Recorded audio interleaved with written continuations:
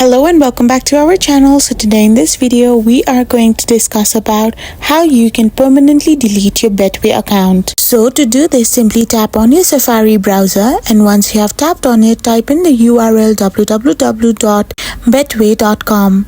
Once you have done this, you will end up in this kind of interface on your browser. So once you're in the official site of Betway, simply tap on the login option and type in all your credentials like your email and your password and hit the login button. Once you have typed in your credentials, you will now have to log in, or if you have not created an account, you need to tap on the register now option, or if you have forgotten your password, you need to tap on forgot password option. Once you have done this, you will end up in this kind of interface. Now all you need to do is simply tap on the three lines option on the left hand side of the corner and scroll down below.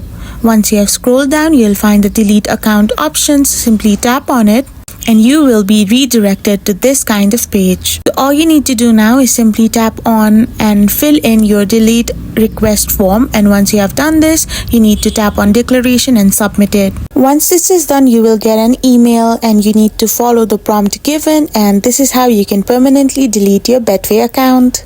I hope you found this video helpful, so don't forget to hit that subscribe button and see you in our next video.